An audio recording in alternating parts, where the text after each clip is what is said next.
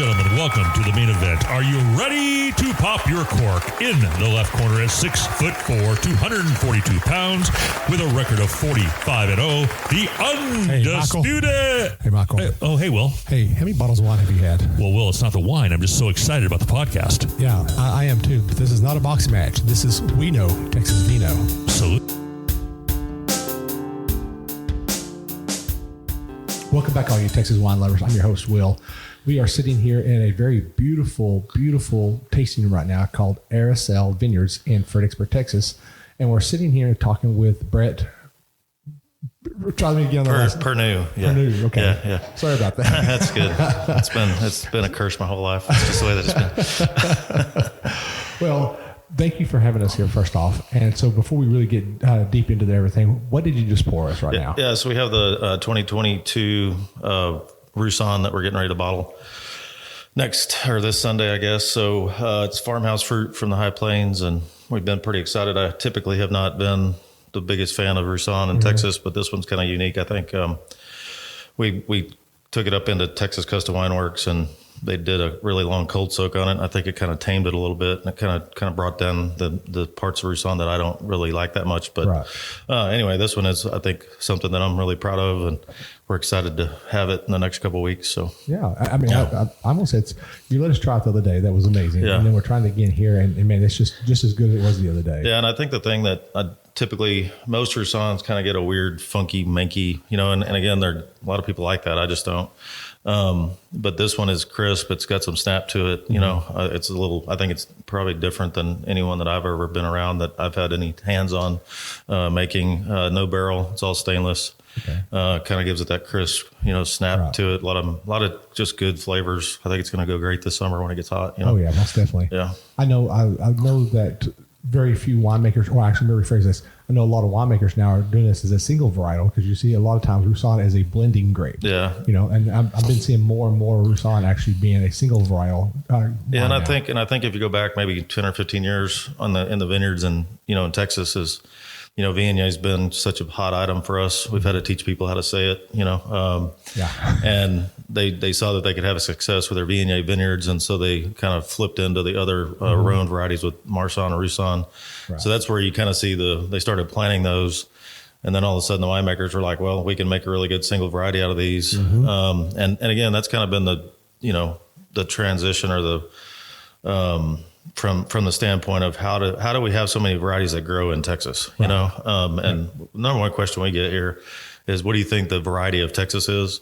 And I've said this like 20,000 times. I think that in 20 years, we're going to be known for growing so many different grapes from around the world. Yep. Well, that may be the story in 20 years, not just that it's one or two varieties that we can grow. We can grow grapes from many different regions. So, and most of the vineyards, they started with kind of what their basis was. Then they experimented with this or that. And then all of a sudden they had success. Winemakers had success with some of these different varieties, and you just see a lot of diversity in tasting rooms when you go. I mean, there's a lot of varieties in the tasting rooms in our grand state. There's huge amounts. And coming down here, I've actually found a whole bunch of new ones that I've never heard of before. Yeah. So it's definitely interesting. So, and most of the time, like we would buy grapes, back in my old school days at Becker when I ran it, we'd buy this vineyard, their Viognier or their Cab, and then they'd call up and say, well, I've got some Dolcetto, do you want it? And we're like, no, I don't think so. Like, we got too many varieties. And then we would take 5 tons and make a wine out of it. And we're like, holy cow, this is really good. And then here comes that variety. And that just kind of happened over and over and over. Or we would buy something to make a blend, like our Bordeaux blend, that we bought a lot of Cab Franc for. And then all of a sudden, man, we would taste Cab Franc out of the barrel, and it would make an incredible single variety Cab Franc, and then here comes that next thing, and I mean that happened over and over and over. So I hear a lot of wineries say the exact same thing. We don't want to do that, and then also they do it. They're like, okay, we're going to do this now. So that's I think that's a trend. And I think it's and it revolves back around to the kind of more for the growers trying to figure out what works best on their sites. Yeah. And I think, you go look at vineyards in the hill country, and then you go look at vineyards on the high plains and how far that distance is. And there's vineyards all the way that way. There's vineyards all the way up into East Texas with different varieties. Yeah. And so that's why you find, I think, such a huge variety of different things planted and making really, really good wine, Yep. I definitely agree with you on that. Yeah. So, before we really get into the heart of this right quick, I just want to make mention of our social media stuff. So people, you can find us on Facebook at We Know Texas Vino. You can also find us on our website at weknowtexasvino.wine and .com. And then, of course, you can find us on any podcasting platform. It's almost a tongue twister, you know.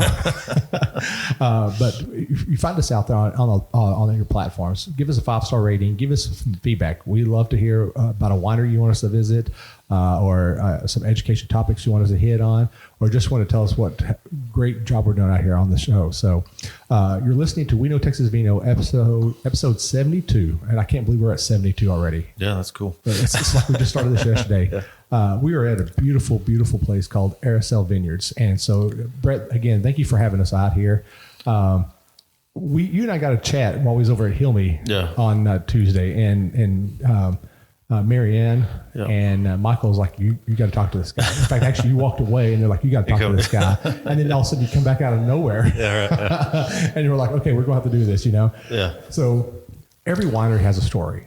Okay, and you told us your story, but I think you only told me a small part of it. You told me the wine side of it. I want to know about where you started from. Why did you get into the wine side? Yeah, so it kind of happened by chance or fluke or whatever you want to call it. But so my wife and I both went to Tarleton. We wanted to be. I wanted to be a coach and a teacher, and she wanted to be a teacher. So we were both education majors. And I think I got into my senior year, and I had to go into the schools and get ready to start student teaching. And I decided that was not the right path for me. Mm-hmm. Even though I thought it was the coolest thing when I was in high school. Mm-hmm. I was like, I can't put up with these parents. I think I'll kill somebody. I have more respect for teachers than anybody else in the world, because of all the stuff they had to put up with anyway. But, so she worked at the Becker tasting room when she was in college. As we'd come home, my parents had a business in Fredericksburg. And so the short version of this is she worked there when we were coming back and forth from school. And then we got married and moved off to Montana for a little bit and came back for about 6 weeks. And the Beckers found out that she was home for that 6 weeks, and so asked her to come back or just help in the tasting room for the summer, I guess. And we had already kind of been through, part of our life, and we were going to move back up there. And anyway, they asked me, hey, do you want to stay for 6 weeks and help during harvest? And I said, no way, I'm going back up there where it's cool, back up in the mountains. And she goes, let's just stay for 6 weeks. And so anyway, I stayed, and that 6 weeks turned into 2 years there as the vineyard manager. Did a lot of different things there, put a lot of, I put the front vineyard in, and I have a semi-construction background too. I built quite a few houses. And then anyway, I was there from 99 to 01. And then I left in 01, mm-hmm. and my parents had a business in Fredericksburg that I helped run. And then I also started a decorative concrete business. So I did all that, built a couple more houses while I was doing that. And then they asked me to come back in 06 to be the general manager. And again, no experience in the wine side of it. I drank beer, had to learn the wine. But so I was there from 06 to 2021 as the GM. And I think when I came back in 06, I think we were making like 35,000 cases. Wow. And then it jumped to like 56 the next year, and then 65 the next year. And it was just clickety click, so, but I got a lot of exposure there. The Beckers are great folks. They, I learned a lot by sitting next to them on Saturday mornings tasting. And I literally was there every Saturday. And so everybody asks, who's your winemaker here at Airis'ele? And then it's like, I don't really have one. I know enough to get me in trouble about winemaking, but I'm not the chemist by any means in the winemaking side. But by sitting there and tasting through every single one of those iterations of wine for 17 years or whatever it was, I can tell them what I want. I know enough about the winemaking process to get me in trouble. And so that's kind of where that part comes from. But then Chris and I just kind of decided that we wanted to do our own thing. Mm-hmm. We probably would have done it 5 years earlier, but there were some things going on, and it worked out where we waited, and a lot of it had to do with Miss Bunny Becker, and so we decided to, kind of branch out and do this. And my dad, he told me, he's like, hey, you're 40. Back then I was 42, 43, I think. And he goes, you're of the age that you need to, get off your butt if you're going to do this, and do it by yourself and start your own thing. And so, his best friend, John Bernard, Dad came down and moved to Texas basically and helped me remodel all the things that we built at Becker with the tasting rooms and the library downstairs. And then he met John and Susie, and they're our business partners here. And so I had a lot of offers to go do other things, and this one just seemed like it was the right time. And I think our biggest debate here was whether or not we bought this land on 290 in the I call this the, the Miracle Mile, or the the sweet spot on 290 in the corridor. Because Chris's family has land over in Sandy or by High. That's right behind Untamed. And I was just telling you, it's an old dairy barn, so it's cool. It's got silos and it looks like something we could remodel and turn into what it looks like in Waco with Magnolia, you know. But we just decided that it made sense to be main on the highway on the road and instead of being back there buried a mile down that road. And I don't know if that was the right decision at all because there's tons of things going on over there now. Yep. And that cluster effect. And so, but anyway, we decided to buy this and start Airis'ele. So the name, John's grandfather's name was Airis'ele. So my number one requirement was that it had to start with an A.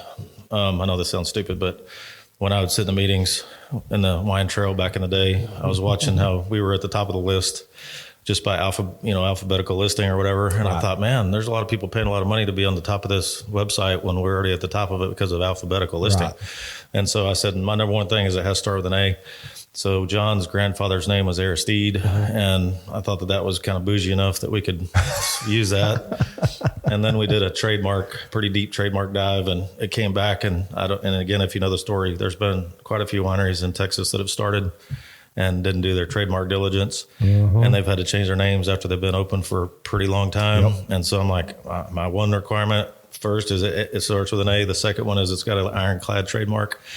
So we did the trademark search on Airis'ele, and it got a hit back from like a vodka company or something in California. And they said, well, it may not be in business, but I'm like, I don't want to mess with it.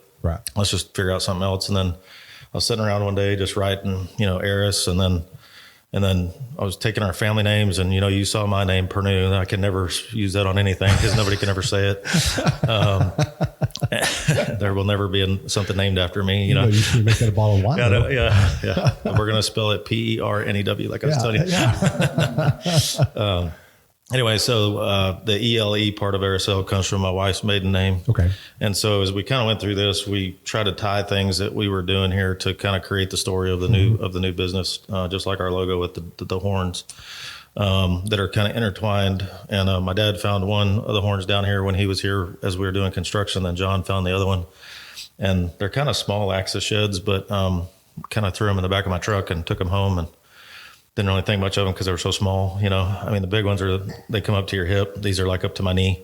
And so Katie Jane from Farmhouse was helping me come up with some stuff. And she goes, what did you do with those horns that y'all found? And I said, Katie Jane, they're tiny. They're little. And so she's like, let me see them and take a picture. So she laid them on a table, took a picture. And I'm like, that's the dumbest thing I've ever seen sideways, And then we flipped up the iPhone, and I'm like, holy crap, that's a cool shape. And so that's where that logo came from. And then the tanager is on there, the summer tanager that Susie is a bird enthusiast, and there's tons of those birds out here in the summertime. So that's where it came from. So the logo literally came from things that were on this property when we bought it. Kind of got that rolling. And then kind of as you go through this, we've used some different family names and names of our wines and that sort of thing. So that's kind of where all that began. I'm sitting here looking at my list of questions. You literally nailed out like the first 5 questions right there. So, but I really love the story that you have there because anytime we start a new venture, we will always want something to inspire us to bring our brand out. And sometimes it's a horn, a bird, a name, whatever. It's just something that will always inspire us to have a great brand that's memorable.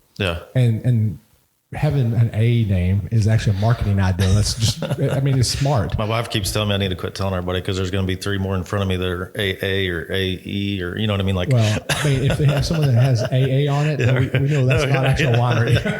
Or A1 or 1A. You know what I mean? Well, if you become an A1, then I think they're going to be like a sauce or a mover or something, So I would be very careful about going to those wineries there. Well, and I think it was just something that for whatever reason stuck with me. And again, we need every little advantage that we can get, and that's kind of where that came from. So, well, there's a lot of people here in Fredericksburg, and there's a lot of wineries here.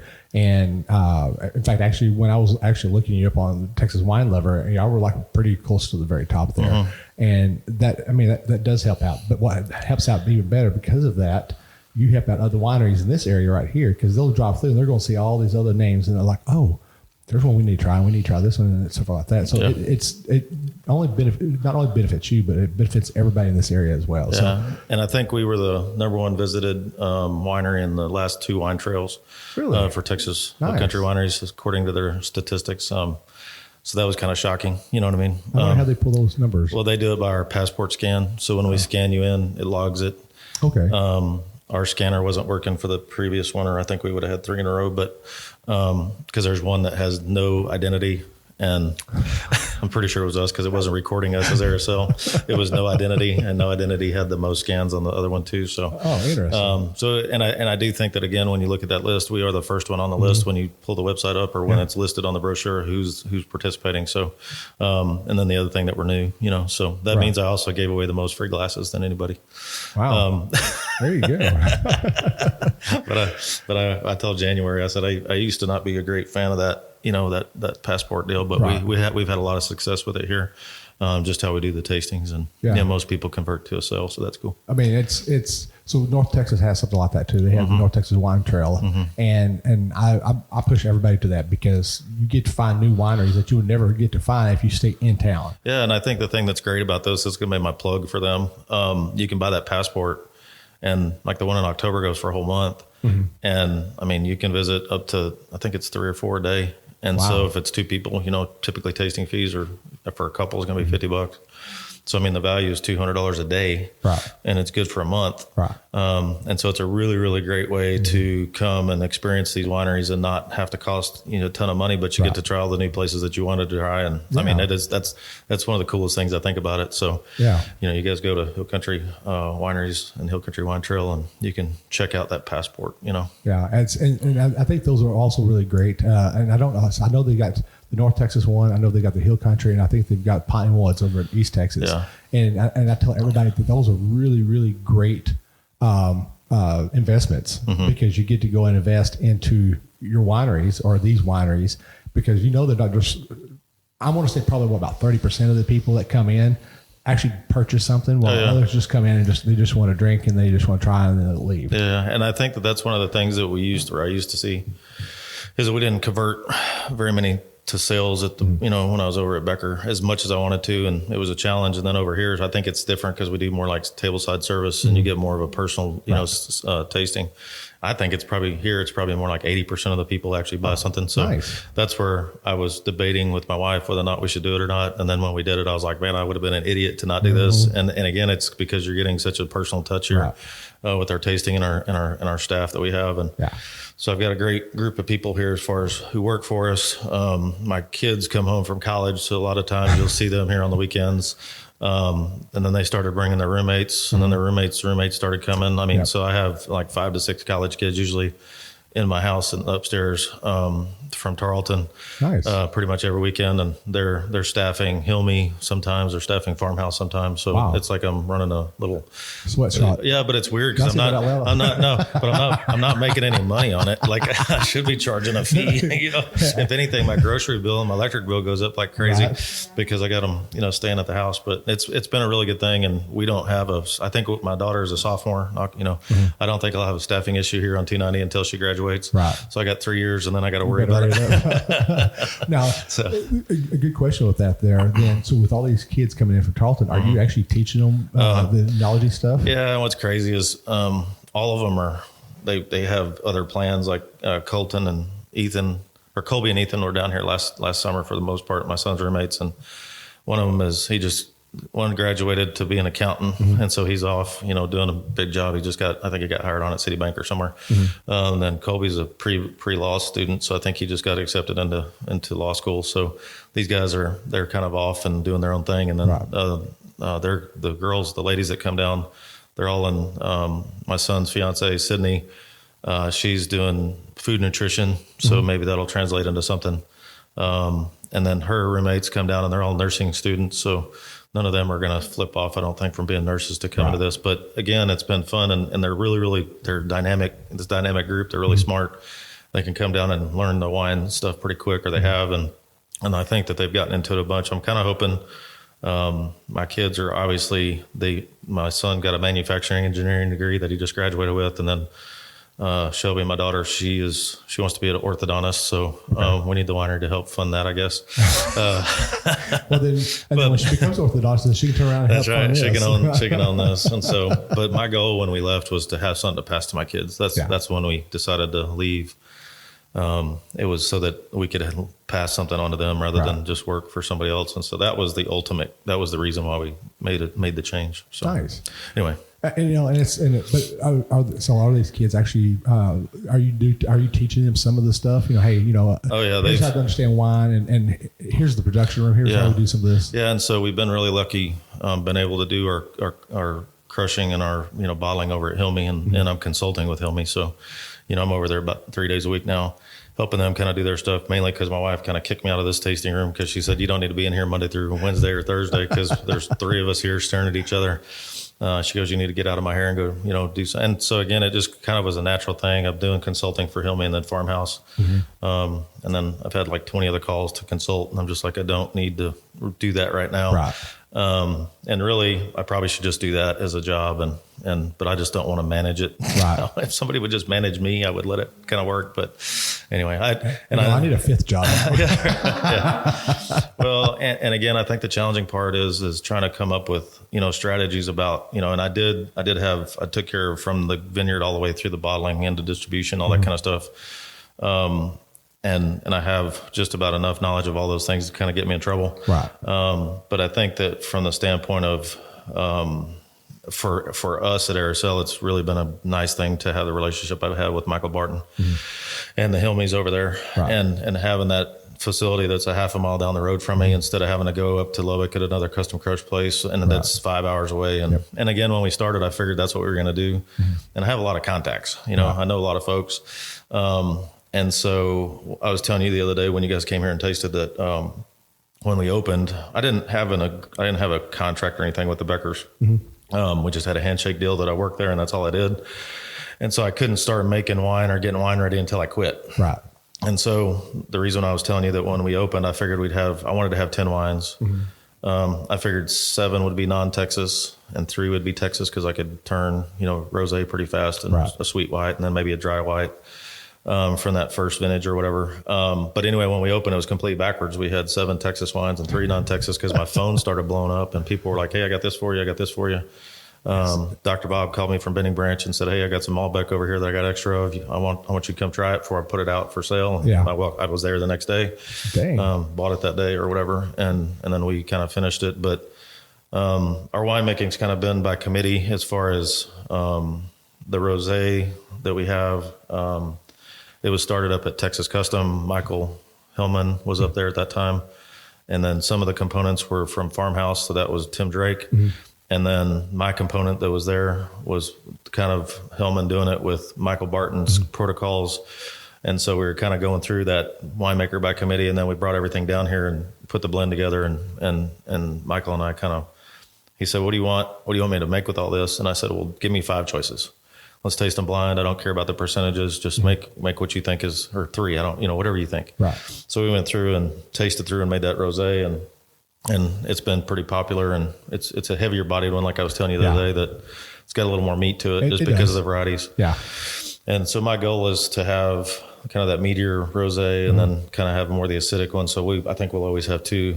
And then people come in here and they're like, oh, you're going to keep doing this stuff that's not Texas. And I said, well, I don't think I may do 1. Or 2 just as kind of a fun comparative tasting. Right. Try our Texas Cab against the Washington stuff or California, and not have 10 of them, but I think it's just fun to have 1 or 2. And I don't want it to be the main basis of what we're doing, but it's just something that I would have a French one. I'd love to sit up here in this room and do a French rosé versus a Texas versus California or whatever, just as a comparative, and then do the same thing with Cabernet and then do the same thing with some other stuff. So, yeah. Yeah. Those are always fun to do. We did one, not too long ago, where we did a blind tasting, Texas versus Old World. So we took the Texas version and then we took the Old World version of it and blind tasted it. And it was a very successful little event. And it was kind of interesting how people would pick the Texas, not knowing it was Texas. It was Old World, and pick Texas over Old World. Yeah. And those are always really fun because it really surprises people. Yeah. And I would love to find me some hardcore California people that, not professionals, but some hardcore California wine drinkers. and set them down and have them drink Texas and California and compare it and see if they can pick out the Texas one. Yeah, it's amazing when you put things in a brown bag and pour it and you take all the preconceived notions away. They did a study a long time ago. I used to read about this. I think they did it 3 times. That they'd put a $10, or they'd have a panel of 100 people. They'd put a $10 bottle in there, a $50 bottle and 100, and that they would tell them that, obviously, and then they'd put them in brown paper bags and let them give their opinions. The opinions of the $10 one was, this is, rancid, it's not good, whatever. The other one was mediocre. The other one was a more elevated experience or whatever. And then they would reveal to them that all 3 of them were the same wines. That is almost wrong. Wow. Yeah, right. that makes me want to do that now. Yeah, right. We'll see how many people figure this out. Yeah. That's kind of, so it's all 3 the same wines, but they got really weird descriptions on the cheap one versus the expensive one. And it was just that preconceived notion. Yeah. It's power suggestion. You know, it's always funny. Yeah. So how did you actually decide this? I mean, I think you maybe touched on it, but what made you really decide this location right here? I mean, first thing is it was for sale, but no. Everything's for sale with the right prostate. Yeah, and we looked at a couple other pieces of property, and this one was obviously, and it was way more money than what I wanted to pay. My vote was to lowball it, and everybody else in my group just said, write the thing for the list price, and that's what we did and got it. I would have cut $300,000 out of it at least, and maybe not got it. Right. But this house was built in the 80s, and it was the Beckman family. So this draw next to us that were these. So we came out here and looked at it, and we got these 2 giant oak trees that are probably over 400 years old. And that was kind of the kicker for me, the outside spot. And then this house was built in the 80s, so it was really, really cramped in and packed in, and there was not very many windows. Right. And my goal was to kind of make you, when you walked in the door, make you feel like you were outside, but be in the air conditioning. Right. And so we added on to this house and kind of took the home feel. And again, I've copied Katie Jane for 15 years of my life, and she's had such great things, and I give her credit when I steal her ideas. But she's turned 2 houses into really cool tasting rooms. She's got one in Brownfield and then one in Johnson City, and so when we looked at this, I was like, man, I think we can make this work. And it would have been way faster if I just would have went out in the front field and popped a new building up than remodeling this. I could build new construction way faster than remodel. And anyway, it wouldn't have the same effect though. There's some stuff in the nostalgic of having an old house. Yeah. And again, going, to California, there's a couple of places out there that they've done the exact same thing. One of them that I can remember is Cliff Leedy. They're out there, and they took an old California Rambler and flipped it into a really cool tasting room, and kind of used the bedrooms for breakout rooms. And you said Rambler as in the RV Rambler? No, it's kind of like the house. It's a real low profile, house, and they just transformed it into a really nice, elegant tasting room, and it was a house. Right. Okay. And so we tried, obviously, not to spend more money here than I needed to. Which didn't work. No, no. When I had those windows in the tasting room done, I called the glass company and I said, how big of windows can I get in one piece without being crazy? And they said, this size. I did not ask them how much they cost. And when I got the bill, I'm like, holy crap. Well, they actually, the windows look really good, honestly. You get to look out there, you get a lot of the natural sunlight come in. Yeah. And we flipped the house around. So the front door that was the front, it's kind of, we don't use it to come in. You see in the parking lot, I kind of funnel you to the back door with the way we did the parking lot, because I didn't want somebody coming to the front door. And mainly because the front door opened into the stairs, the old stairs, and I didn't really want to tear the whole house down. Right. And so we decided to kind of flip that thing around. Originally, I was going to make this where we're sitting, the second story would be outside. But you would have walked into that room, the grand entry would have only had an 8-foot ceiling. And so I'm like, that feels too low. And so I'm like, screw it, let's take it up 14 feet, make a big entrance. And so that's what we decided. So very nice. And again, we didn't have any plans. I just started tearing stuff up and did it and see what happens. Yeah. Draw it on let nature take its course. Draw it on graph paper, So, okay, first off, I'm going to say this big window that you had that looks outside. Yeah. Do you have any deer or wild animals just randomly shows up out there? No, we have the access. The reason why we have the access shed is there's about 100 access that run this creek. And the Perrenoud River is only a half a mile behind us over here. So we have tons and tons of animals. And sometimes, it's kind of to the detriment. We can't have roses or anything planted out here without putting a high fence up because they'll mow it down. And when 100 axes come through in the evening, they kind of tear it. We put out a winter eye over last fall, and I never had to mow it because the deer just munched it down level. And other places, like I had a fence around one of the trees. And I had winter rye that was like 12 inches tall where they couldn't get to it. So they just kept it mowed the whole year, so that was nice. Hey, you don't need a mower there. Yeah, right. Just let them eat. That's pretty awesome. Yeah. So we're going to get into a tough question now. Okay. And this was a question that was brought up. So what makes Texas Hill Country region more unique compared to other winemaking regions? Okay. Hill Country, across the United States, across the world, whatever you want to call it. That's a loaded question. It definitely is. And I like to sometimes throw some of these loaded questions. No. And I think that the challenging part is that 85% of the fruit in Texas is grown on the high plains, right? Period. That's the end of discussion. Why? Well, mainly because of Pierce's disease and all the things that we have in the Hill Country. I think that obviously the soil type plays a big part of it. Most of the time we have, either granite or limestone underneath the ground here in the Hill Country. Might have some sand or clay on top, but each one of those spots is so different. I mean, you've got Mason County that's in the Hill Country that's on the Hickory Sands. Hill Country is completely different. So again, I think it's unique because of the dirt. The challenging part here is the humidity that we have that the high plains does not have. And the reason why grapes don't grow on the east side of I-35 is because of the humidity as far as vinifera, right? And so obviously it's the terroir is definitely the indicating factor. I'm a big fan of, you got to have good grapes to make good wine. So starts in the vineyard, starts in the dirt. You can't take something that's mediocre coming out of the vineyard and make it into a great product. I don't think. It's got to start great. You got to keep it great. And so I think that we have a huge diversity with the soil types and obviously the climate and all that kind of fun stuff. So, Yeah, and I think was there like 4 AVAs, fixed to be a 5th one maybe in this area. Yeah, I can't remember the number, but there's a bunch of new ones. I know that Don Pullman is actually trying to get Hickory Sands up in Mason as an AVA. Yeah, and I think again, if you try the fruit from Drew Talon, it's completely different. I mean, he's on the Hickory Sands, and he's his vineyard, and then the one that we owned that now is the Peters Prairie tasting room that's up there. Those are the only 2 that I've had experience with up in that area, but definitely different flavor profiles coming from those 2 vineyards than what we got off the high plains or off of our vineyard here that was in Stonewall. It's always interesting that you can get one varietal from each of the AVAs and guarantee you'll have different profiles on every one of those every time. What's so funny is here we think it's, from the AVA, and other parts of the world like in Napa, they've got Cabernet that's up on the top of the hill on one side. Row 9 is up there and row 29 is on the bottom. And then they make 2 different wines and they're completely different. They're only 300 yards from each other, I mean, at that point, do they actually block them out and say, hey, this section right here, we're going to make one version of Cabernet and then this version over here? Yeah, for sure. I've got to try those. And, same thing in Oregon. They've got Pinot that's on the southern facing slope. They've got Pinot that's on the west, Pinot on the north, and Pinot on there's one winery that's on this domed hill. And we got to try the Pinots from all 4 of the different sides. So the one on the west or the east facing side gets the morning sun. So you try that one. It's got the morning sun. The one on the west side's getting the evening sun. And they had the same yeast, the same barrels, all completely different wines just because of the sunlight exposure.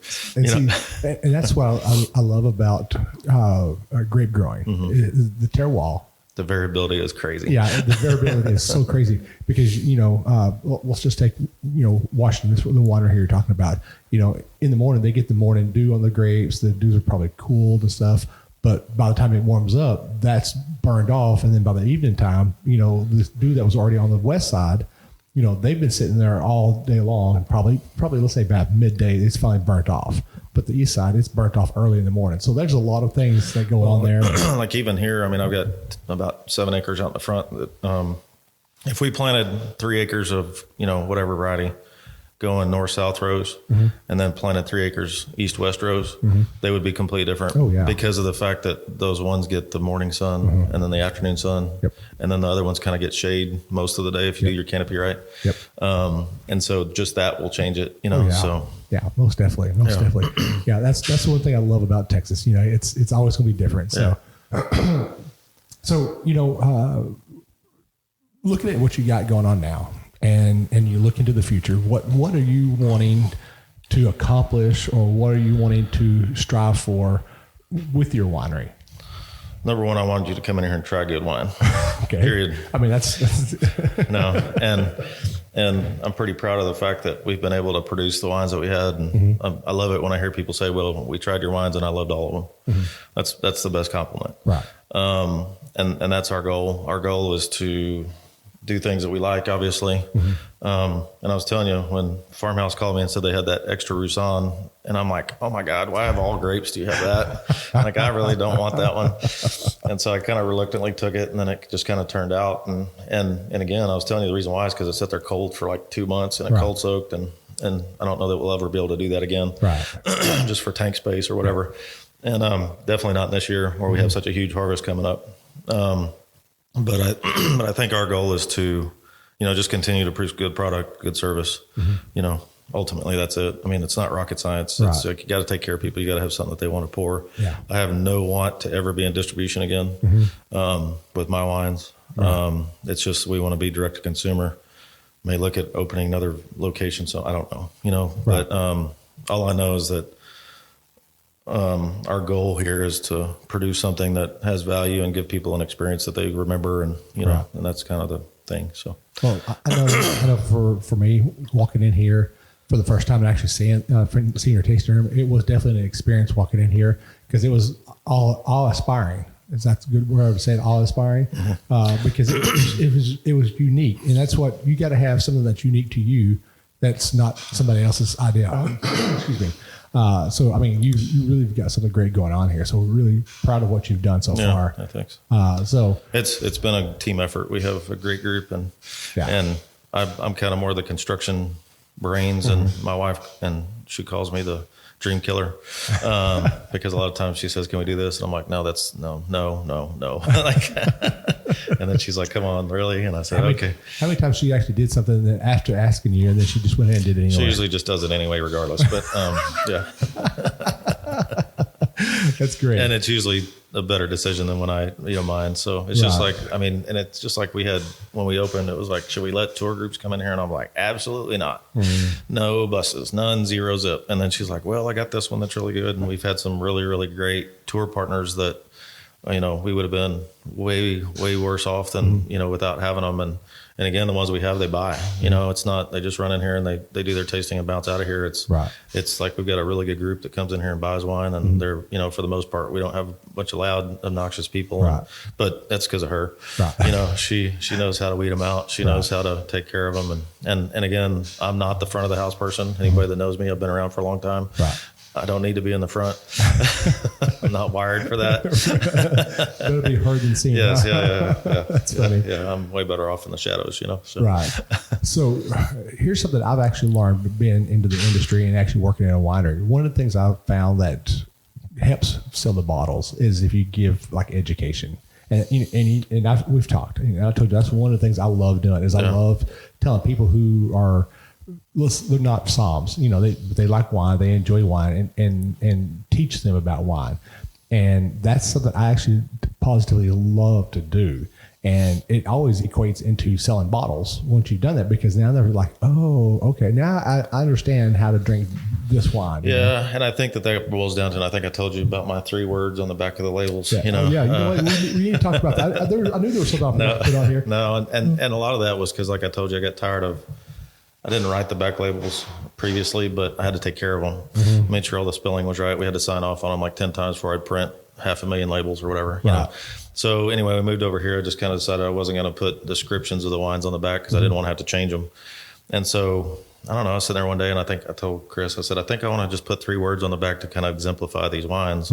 That if we're making Tempranillo, I want it to be the same.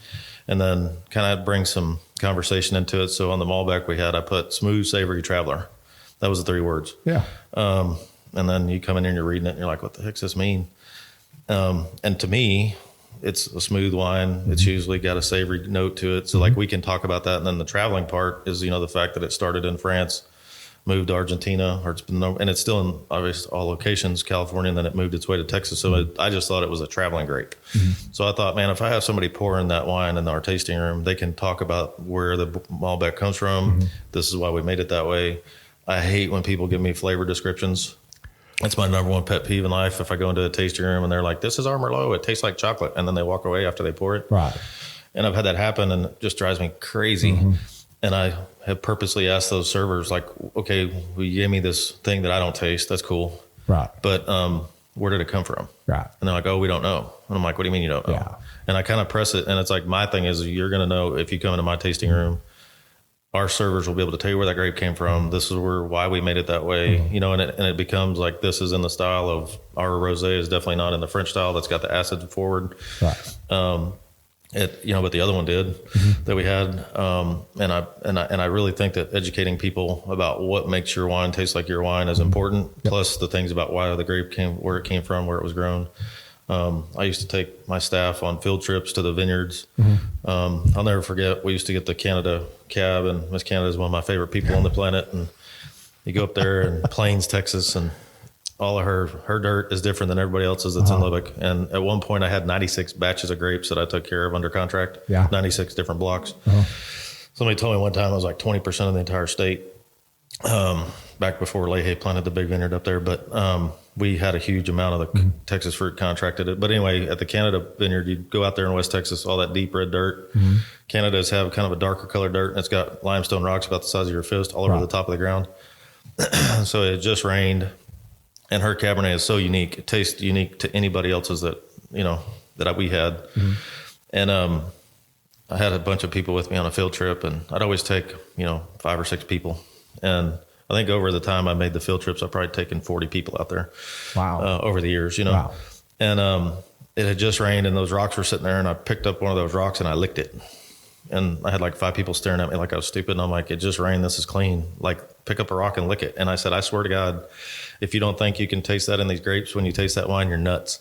Because it did have a very limestone minerally note to it that was very unique to that one site. And so I think from that standpoint, it's like, that was educational. Right. They used that in the tasting room. Every one of those people used it for the next 10 years of their life whenever they poured that wine.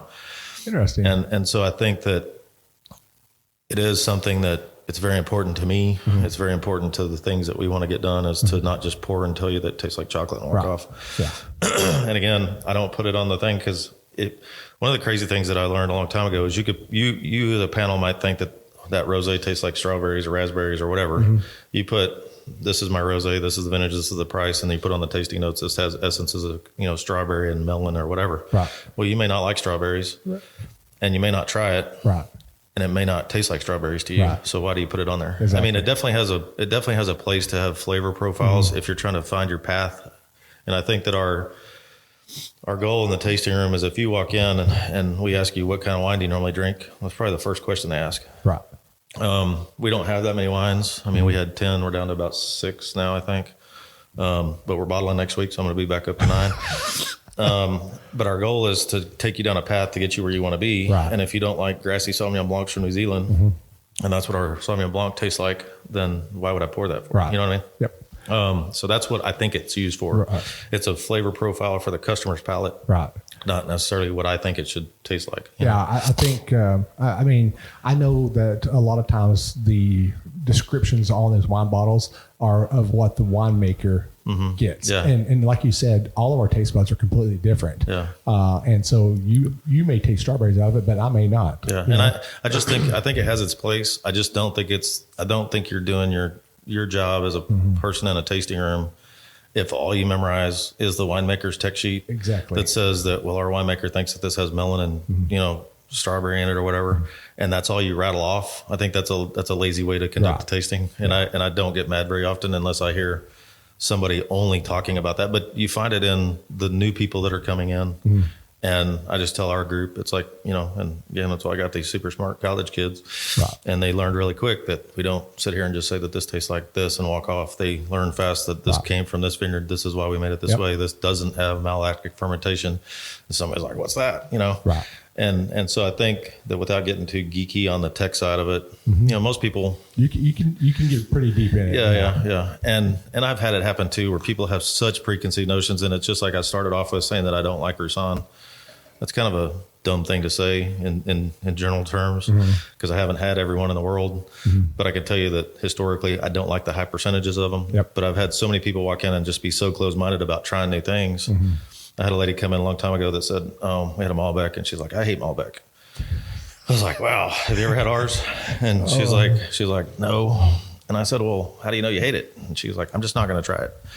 And then she was one of these people that said, well, I want the most expensive wine that you have. Okay, cool. And it had a fanciful name. So I poured it for her and she was like, this is amazing. What's in it? And I was like, 85% Malbec. She was not happy. I love doing that to people. People come into the tasting room and they'll say, well, I don't like this or I don't like that. And I'm like, okay. And I will take my hand and I will cover the front label. Yeah, and just pour it. And then pour it. Yeah. And they're like, oh my God, this is really good. What is it? And I'll say, oh, it's Tempranillo. Mm-hmm. Oh, wow. Yeah. When it comes to wine drinking, you can never, ever be closed-minded or wrong. I mean, that's why we have dump buckets. Yeah. That's why you have the opportunity to pour it out, and nobody in my place is ever going to be offended by you dumping wine. Yeah.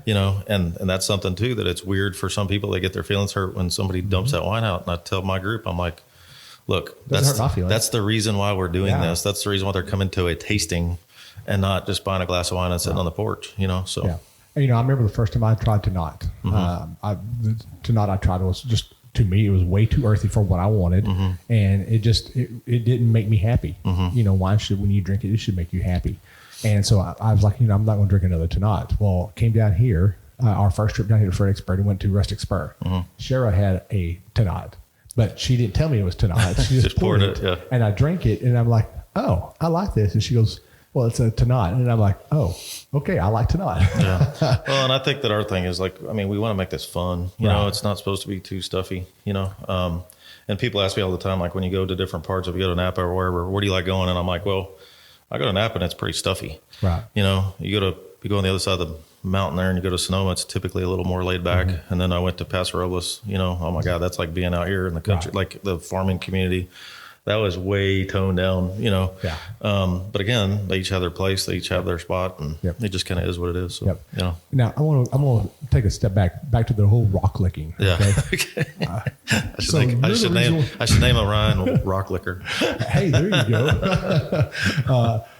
So you're the reason why we get people saying, "Oh, well, this tastes like gravel." Yeah, right. Yeah. Well, and what was so crazy about that is that I swear to God, you could put that wine in a blind tasting for me right now with 10 other cabs, and I can still pick it up. I know, really? I know which one it is. Like I know for a fact which one that is, and I also got to taste it for 12 years straight or whatever. So it's not like and I think that that's the other challenging part about what we're doing is like you're making wine, you have to remember what you tasted way back when, right? So it's like your taste bud memory, like your math memory or anything else, and it's really hard. I'm not very good at giving descriptors on wine. Right. Like maybe that's why I don't like somebody to tell me it tastes like strawberries, because I'm bad at that description part. Right. But then if you kind of do a little bit of training on that, we did the deal with Ann Noble that invented the wine wheel at Twigga. Texas Wine and Grape Growers had her down and did a seminar for the conference, and they actually infuse flavors into wine that you smell. You never taste it. Right. So they actually take grass from outside and they soak it like in a very plain Sauvignon Blanc. Okay. And then you go through and you smell like 10 or 15 different wines. And so you think about this, about having descriptors. Okay. And so again, I was way better at it after I did this little training deal. Right.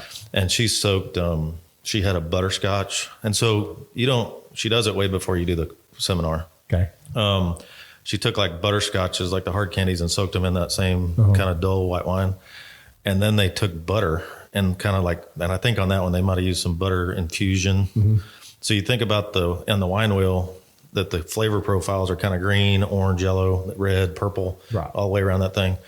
But you have to start really breaking it down when you think about butterscotch flavor and then butter. Okay. Yeah. So when you smell those two side by side, they're kind of in the same path of that wheel, but they were completely different. And then like pepper, like bell pepper is in the green side, right? Right. And then like fresh cut grass. So they literally went out, cut grass in the lawn at the cotel and soaked it in the Sauvignon Blanc.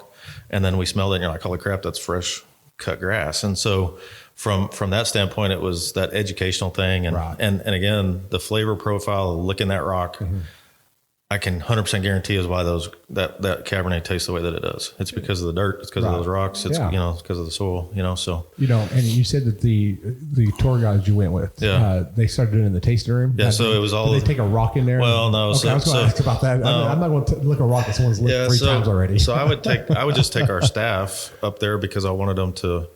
It was mainly somebody that had been with us for a long time. Either all the full-time people went, the higher end, like wine club directors, assistants, all that kind of stuff. And then, but the wine, like the tasting room managers, if they went, they would kind of use that and use it in their trainings when they were, when they were going down. But, I guess some of the part-time people that had been with us for a long time went on that trip too.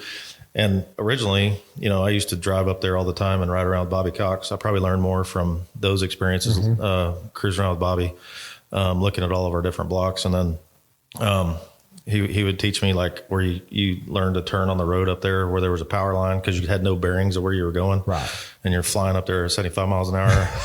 And it's like all the power lines are on roads for the most part. So if you're coming up, look for a power line. Right.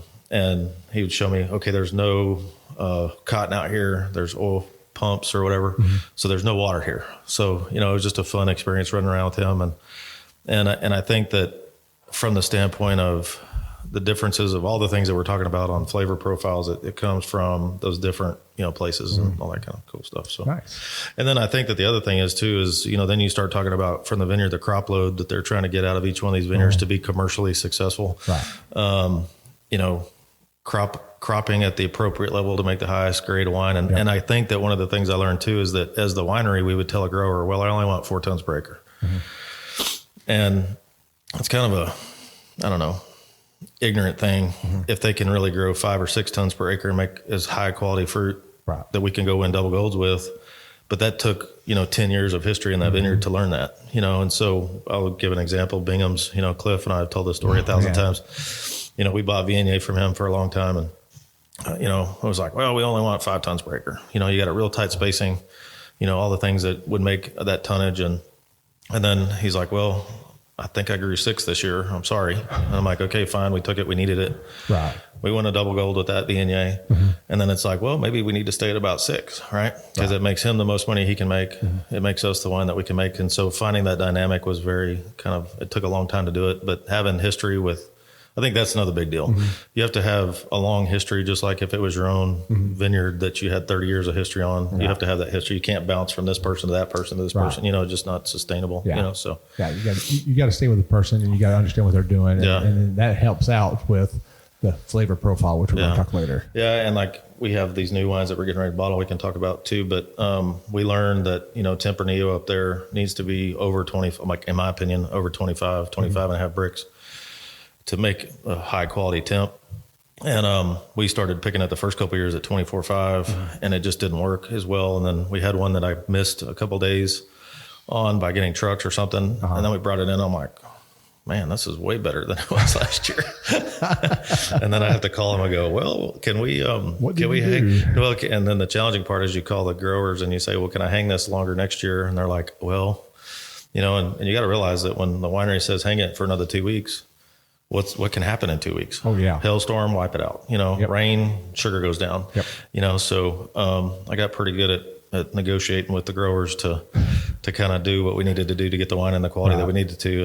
And that's kind of probably what I've been known for more than anything, good or bad in Texas is, and again, that's why when we started Airis'ele that I didn't go after the Becker grape contracts.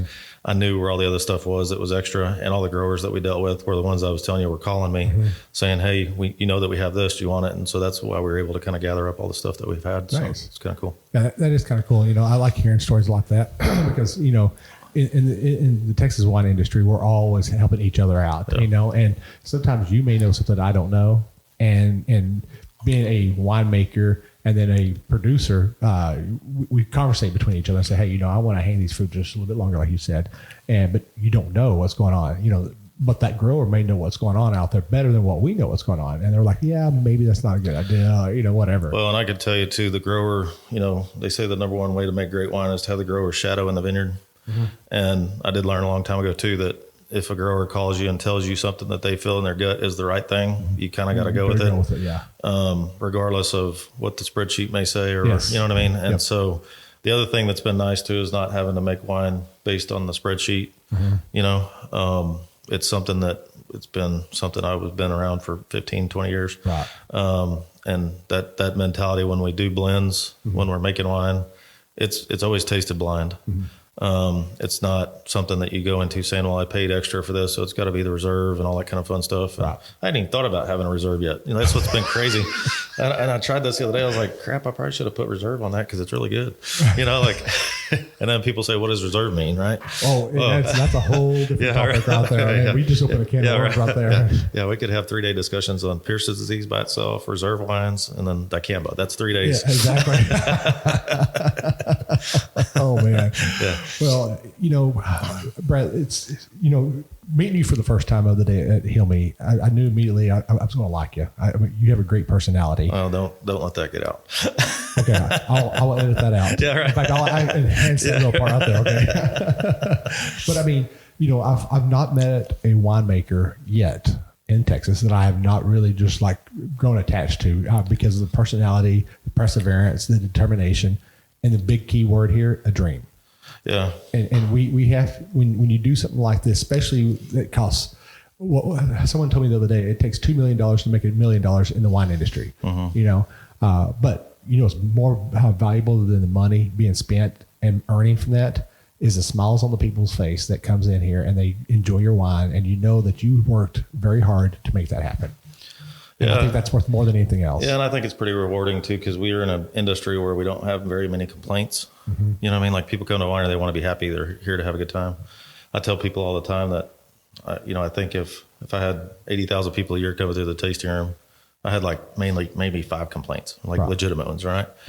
If you own a restaurant, you'd have 5 complaints in a day. Yeah. And it'd be like they would gripe about the shape of the ice cubes. Yeah. You know what I mean? I mean, it's like crazy. Yeah. The industry that we're in is that it's, for the most part, people are here to enjoy themselves. Yeah. And we don't have like this, it's not like running a bar where you have people stumbling over each other drunk all the time. It's a social thing. Wine is a little bit different. And again, the transition of what's going on 290 with the different bachelorette groups or the buses and, but we've been dealing with this for 10 or 15 years where we had buses. I think I told you guys, we had buses that used to come out of Austin that they let them do shots on the bus when they left Austin. And by the time they get here at 9 o'clock or 10 o'clock in the morning, they were falling off the bus. And Hill Country Wineries had a deal a long time ago that it was kind of like this, choose to, be a partner with us. And the tour companies kind of had to sign that agreement saying that they weren't going to let them do hard liquor on the buses. Right. We're not going to drink between the winery stops, that sort of thing. And that initiative really, really helped a lot. Mm-hmm. And we weeded out a bunch of the bad eggs and I don't even see them out here. Like those buses, they might've changed names and just switched companies, but there was a couple like old school buses that were painted purple and had like stripper poles and stuff like that. Like it wasn't the experience that we wanted to portray. Yeah, that's not the people you want to hear. Yeah. No. And so that's been, and everybody thought I was crazy back a long time ago. I said, we're going to weed these people out. Like we don't want that group in our tasting room when there's people in here that want to buy wine and learn about wine. And they're just coming. They should be at 6th Street or wherever. You know what I mean? Or fat ass. Or I'll take that one out. Remind me to take that one out later. Oh man. So Bret, thank you for having us out here. I mean, again, it's been a pleasure actually meeting you. And we already had a busy schedule, and I told you I wanted to have you on our schedule. Yeah, you got me up. You got me up here at 9 a.m. I haven't done that in a long time. Hey, that's motivation there. I'm usually feeding goats at 9 o'clock in the morning. Oh man, I haven't done that in a long time. So, well, what we're going to do. So before we actually break for this first half, is there anything that you want to quickly say off the top of your head, on your heart, for people that we may not have touched? I don't think so. I think just come to the Hill Country, buy Texas wine. Buy wine that you like. I mean, I'm also a big fan I buy a lot of wine that's not Texas. But on the flip side, obviously we are in the evolution of this up and coming thing, right. I think that this year, as far as the grape standpoint goes, I think it's going to be pretty, I think this year is going to be something that we've never seen before in Texas, as far as what's coming off these vines. And I'm kind of scared and worried at the same time. But I think that, and this may or may not have got cut out of my last podcast. I can't remember if I actually said it or not, but people have this mentality that every grape in Texas deserves to have a home. And I don't disagree with that as long as it's high quality. But on the flip side, we have to be able to sell it. Right. And so from the standpoint of what do we need in the Texas wine world, in my opinion, we need a lot of, it'd be nice to have some help with some marketing from the state. We spend a lot of money in taxes, a lot. and other parts of the United States have these wine alliances and different for their whole state. And we haven't been able to get this together yet. Right. And I think that that's one thing that, like, I'd love to see, on the Austin news or San Antonio news, every time, you see the weather, this weather is brought to you by the Texas wine industry, or drink Texas wine, whatever. Right. And there has been some very good efforts, but it's never been like finished. Right. And I do think that it's something that the Department of Agriculture and all that kind of stuff. And, we used to have $2 million that we get from the legislature. They spent about 1.2 on grape research, which we needed. I don't know. We need it as much now. Everybody's going to be mad at me for saying that. But when this year hits, you'll see why we've figured out how to grow grapes in Texas. Yeah. When the weather cooperates, there's going to be grapes that are not going to have to find a home, but some of them don't deserve to. Right. And that's something that I say all the time. And everybody's like, maybe you should quit saying that. And I'm like, listen, if I grow any crop, cotton, peanuts, corn, cattle, the ones that are, if I have a skinny cow, it's not as worth as that fat one that goes to slaughter to make that prime steak, right? Yep. And so we need to continue to make highest quality wine that we can. We need to grow the wine that we have in the grocery stores and distribution, because, a 5,000 case winery can't take 450 tons of extra fruit from one of the vineyards. I just got an email yesterday. One of the vineyards up there has 450 tons of fruit that they don't have contracted. That's 30,000 cases. Oh, that's only one grower. Oh, and that's I obviously that's a white, since he's already it's all whites and reds, and Oh, wow. And again, the challenging part about, and I always have said that if we have 2 good years of growing in Texas, we're going to see what's up with, wineries don't have to take fruit that's full of leaves. Right. The transition is going to happen with and again, all these new vineyards are coming into their age. Right. The Lehigh Vineyard, I think, for whatever reason, last year got held out. They lost 85% of their fruit. That's the biggest vineyard in Texas. If that would have hit last year, there would have been probably 400 tons that didn't have a home. And again, it's people need to drink more Texas wine if they find it good and beneficial. Right. But I'm kind of worried about that for this upcoming harvest. And again, if somebody wants $4,000 a ton for their wine or their grapes, we can't put it into we can't put it in the pipeline and sell a huge volume of it, right, because that equivalates to everything has to be at least $40 a bottle. Right. So, there's going to be some fruit this year that's sold for $1,000 a ton, or, you know what I mean? Yeah. So anyway, that's the thing. So go talk to your local groups and, let's get some of our own money to stay here. But that $2 million we used to get from the legislature, 1.2 went to grape research, 800,000 went to marketing. I think it needs to flip. That needs to flip. And then when when we do the marketing, we don't need to go to they flew a big group out, and I got in trouble for saying this the other day too, but they flew a big group out to New York to sell wine. And it's like, well, there's only 2 or 3 wineries in Texas that are shipping wine to New York. We need to be spending money here, right, to let the Texans know that we have this product. This won't be edited out. Yeah. Right. Okay. So, unless you tell me to do no. But we're also I think we're number 5 in production in the United States. We might have fallen to 6, but we're number 3 in consumption of wine. So Texans are drinking a ton of wine. Yep. It just needs to be known that, and I think again, that's the evolution that we're going to see, is that 20 years from now, maybe we'll be like Sonoma is now, or Paso is now. Yeah. It's not like we have to be like them, but it would be nice to have the infrastructure to support them, or to support ourselves like they do. Yep. So anyway, I agree with you 100% on that. So Brett, where can our listeners find y'all at? Here at the winery. So. Okay, show's over. No. We're at a few restaurants in Fredericksburg, but again, I didn't have enough product to even think about going into like we had a hard time. Even we've had 20 places want to carry our wines. As I've been able to kind of ramp up over the last 2 years, production wise, like for the first year, I think I made 250 cases of rosé. I wanted to make 500 cases. This year, or for 2023 vintage, we actually took all my stuff into Llano Estacado, who used to be one of my biggest competitors back in the day. And so Jason Stantani and I were standing around, and Michael Barton and I went up on a field trip, I call it. He went to see my people, I went to see his people.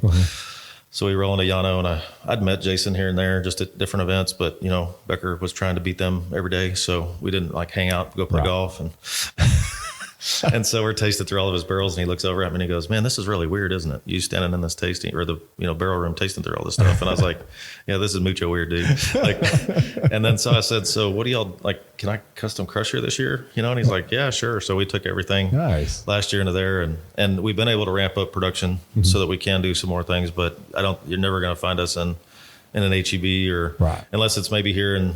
I shouldn't say never. That's dumb. Never say never. Yeah. So I mean, Sean Connery did that, yeah, right. And look what he did. He did another James Bond movie. Yeah, but we do have the opportunity, I guess, to put some stuff in maybe the Fredericksburg HEB and Bernie and maybe more like the places we can deliver to from here. Right. We did have an offer from Central Market to do something, but then I'd have to get a distributor because they want to put it in Houston and all the other stuff. And but you can't order our wines online. We can ship to a ton of states because we're using the fulfillment house that has all the awesome permits that I don't have to manage. And so you can come here and visit us on 290. We're 2 miles west of Stonewall, just on the main part of the corridor. So it's not that hard to find. And then we do have the online presence of our website. So nice. You can buy it there. Awesome. Well, what we're going to do is we're going to step away for just a moment, but we're going to do some education when we come back.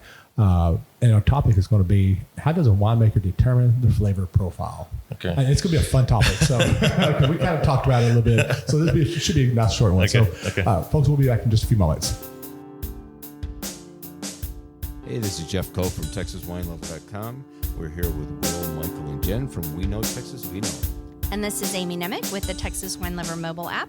We're wrapping up the interview and moving into the wine education portion of the episode, so stick with us. Welcome back, everybody, to We Know Texas Vino. I'm sitting here at Airis'ele Winery, or Vineyard, with Bret, and we're here to do our education part. And we kind of touched a little bit on this on the main segment of the show, but we really want to get more into it because a lot of people want to know how winemakers come up with the flavors that they do on these wines. So the topic here is, how does a winemaker determine the flavor profile for the wine? Yeah, so again, like I said, I'm not a winemaker. I guess I've been around them enough and in charge at wineries enough to be able to tell them what to do.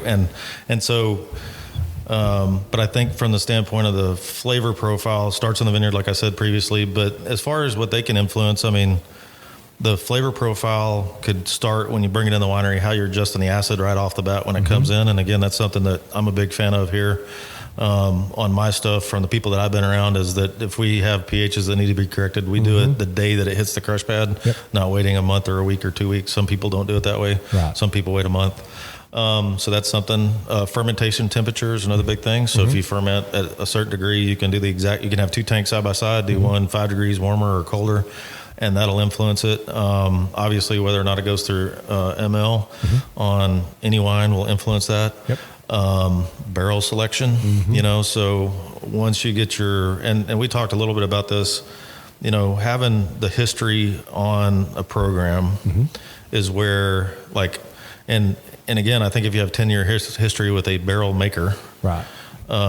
We always did trials and we'd always go back and forth and make sure that we weren't going down the wrong path. But when you try the same wine out of 3 different barrel types or French versus American or whatever, that's how I think that the winemaker can have the biggest influence on what types of wines that they're making. And again, I'm very, my style is very, Michael Barton over at HIlmy gives me a hard time because I like oak so much, but that's because that's where I came from. Right. But at the same time, I think that a winemaker needs to balance oak with alcohol and fruit. Right. And so a wine to me that's balanced is something that has an oak expression if you wanted to have oak, but it's not an oak bomb. Right. Same thing with fruit, same thing with alcohol. So if there's a wine that you try, I think it's a great compliment to a winemaker if a wine has 14.5 or 15% alcohol and people, you ask them, how much do you think this has? And they say 13. Well, that means that it's balanced because of the fact that you're not getting the alcohol whacking you in the head versus the fruit or versus the oak. And so aging obviously is another way that they can influence it. Obviously, some of these wines take 1.5 years or 2 years in barrel. We would love to be able to, pick them and sell them in a year or 6 months even. Right. It just doesn't work. It doesn't work. Yeah. The flavor profiles that we like in red wine typically need to have that ageability. So I think from the standpoint of we talked about this too. So many variables in the winemaking process. The winemaker has every day they can influence it. Right. And that could be for the good or for the bad. Right. I think that the other things, like just the elementary stuff about winemaking, as far as keeping your sulfur up and topping your barrels, Yeah. you know, I got the chance to work with Russell Smith for the first couple of years that I was over there. And Russell, you know, somebody asked him in an interview one time, and I'll never forget it, like, how did you come up with the inspiration to make this wine? And he said, everybody reads these magazines and these fads. Right. And they're like, there's a fad of this thing, and it might have been the concrete egg back in those days, whatever it was. Right. He says, we do things here that are the most elementary processes of winemaking. Yep. We keep our tanks topped, we keep our barrels full, and we adjust our sulfur. Yep. And I never forgot that. Like, and again, when I go places now, and it's like my wines are in certain places, the first thing I do is go check to see if they're topped. Yep. I want the chemistry to see the sulfur, you know, and we don't keep tanks sitting in a, 3,000 gallon tank if it's only 1,000 gallons without a lot of things going on. Right. You know, like exactly. you're going to have positive pressure gas on that, like all kinds of stuff. Right. And so that's, I guess, in a nutshell, how the winemaker can either make a great product or really, really, really screw run up. Right. You know? Well, and you know, and again, you know, coming up as a winemaker myself, you know, it's still a learning process, you know, because, you know, we can take the grape and we can understand the grape and what it's supposed to taste like, you know, but when you start, you know, adjusting your chemical balances into it, and then you start adding different things to it, you know, you can change it a little bit to a whole bunch. And it's always interesting watching that. But, well, and it's just like the blending session too, right? Yeah. So when we were sitting here on our break, we kind of tried some of my other wines. Yeah. We've got the Tempranillo that's fixing to come out, and then we've got the Chital, which is our Monte Tannat blend. And so Chital means axis in, I think, Latin. And so when I was looking up names, again, we were trying to tie it back to our place. We tried to put, you know, so we had our Tempranillo sitting here that I'm fixing to bottle on Sunday, and I like it a lot. I just was laying there in bed last night thinking, I wonder what would happen if we put, 1% of Viognier or some Bordeaux white in here to kind of help the fruit. And so again, that's where ultimately they have the end result on the blending is that you may never know as the consumer that there was 5 other choices of this that we didn't pick, you know? And so we have a wine here called Cuerno, which means shed in Spanish or horn.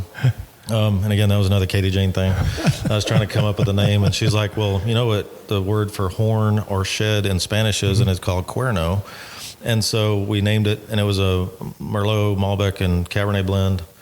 And we got it into HIlmy, and Barton goes, okay, you got all these components. They're here. You have 900 gallons of this, 500, whatever it was. He goes, do I have to use all your gallons?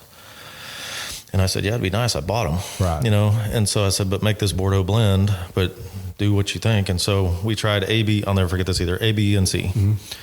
And I wrote notes on them, and A, least favorite, didn't like it at all. C was my favorite by far. And then we pulled the bags off, and A was the all-in blend of my gallons. And I was like, crap. And C did not use like 90 gallons of my Malbec and 75 gallons of the Merlot, whatever it was. And I said, well, we're opening. And what I did learn at Becker is that when we did blind tasting is you make the wine that's the best, and you don't let any other thing influence you. You don't care about the spreadsheet. You don't care about any of that crap. It's like, make the best thing you can do. And so I told him, I said, well, I'll figure out what to do with those other, 75 gallons or 50 gallons of each of whatever it was. And I said, but we need to make our best option here. And so that blending at the end is so important, whether you blend it or whether you don't. And we always would just literally just sit there and do those tastings blind and not know, where they came from, what they were. And I think that that's kind of the ultimate expression to make something that's a product, and you have to make something that maybe is, sometimes you can't make the stuff that you like. So like, I'm not a huge fan of sweet wines, obviously. Same here. But I really think that we need to have 2 or 3 of those options for people that walk in our tasting room, because not everybody drinks what we drink. And we might be able to educate them about rosé that's dry, that's not sweet, but it has lighter notes. It doesn't have the tannins Reds have. And so but if you make a sweet wine that I'm going to drink, I'm not going to be able to sell it to somebody that likes sweet wine because it's going to be 2% residual instead of 4. But we could really sell it if it was 8. So I try to get up in that world where it's not like syrup, but it's something that somebody that enjoys that wine, and so sometimes we have to step out of our own heads, I guess. So sometimes you have to, but well, Bret, again, I want to thank you for having us out here. It's been a very pleasurable moment sitting here talking with you. In fact, a lot of good laughs. In fact, just again meeting you the other day was just an amazing, just getting to chat with you. So, real quick, we're going to hit our sponsors. So, obviously, you got your space reserved on Texas Wine Lover app, right? Yeah. Mm-hmm. Okay. Yeah, good. we're on that. So, a lot of people, I tell that to everybody. Go check out the Texas Wine Lover app because that's a great place to find all these wineries. I'm not taking nothing away from Grape Creek or Slate Theory or any of the big wineries over there, but come out here to the High in Stonewall, Johnson City, and find these small mom and pop wineries that put everyday blood, sweat, and tears in it themselves. And a lot of them still have another full-time job doing that on top of that. So come out here and support them and drink their wine, schedule some tastings, come out here and just enjoy their one-on-one with you. And then have you heard of Fly with Wine? No, I have not. So, hey, let's say you go to Europe, okay? You buy a case of wine. You're going to have to ship it by FedEx, UPS, or DHL, okay? It's going to take you, a month to get it, okay? But if we Fly with Wine, you get one of their suitcases that you can use 3 to 6 or 12. I actually have 3 of those. Okay. I don't think it was Fly with Wine, but I have 3 suitcases. Okay, yeah. I think there's some other ones out there. But that whole case, yeah. Yeah, Fly with Wine sent us a suitcase. They're one of our sponsors, Cool. And even they tagged it on there. It's got our name on. We know Texas Vino on it. And the reason why you buy one of those is this is another funny story. We were coming back from Napa, and this lady was getting off the bus, and she was just a royal, not a very nice person. So we get off the bus on the rental car. We're going into the checkout to get into the airport, and I look over and she's got they got her suitcase open. It's a regular suitcase and it's full of wine with no anything around them, no bags, no bubbles, nothing. And she's just yelling at the terminal lady. And I only had 8 bottles of wine in my suitcase, my foam suitcase with my bottles. Right. And I looked over and the guys are like, you can buy these insulated bags and put them all in this bag. And I looked at my wife and I'm like, there's no way they're going to fit in that suitcase with all those bubbles around them. And I said, watch this. And she gets done and trying to pack them in there, trying to zip it. It came 8 inches from even closing. And they were telling her, you have to leave all this wine here or you can't take it. And she's like, what am I supposed to do? She's yelling like crazy. And I looked at her, I was like, ma'am, I'll buy some of those wines from you. And I got extra spots. I got 4 spots in my fancy shipper, right? My roller suitcase. And she goes, yeah, okay. And I said, but I get to pick them. And I had been paying attention to some of the labels as she was unloading them. And I'm like, that one, and that one. And I think I gave her $20 for each bottle. And I was picking 100 and, some really good stuff. So anyway, buy one of those suitcases. It's definitely worth it. It's definitely worth it. Yeah, most definitely. So now we come to toward the end of the episode here. And now we come into the quotes that we've got. And some of these quotes here are actually pretty comical, especially after last night's event, So it's not called a hangover; it's called wine flu. And then the last one here we have: go ahead and uncork it, but just know an open bottle is an empty bottle. Yeah, that's a good one. Well, this is Will over here at Airis'ele Vineyard. Again, Bret, thank you for having us here. It's been a pleasure having you on the show. And so this is Will, and cheers. Y'all take care.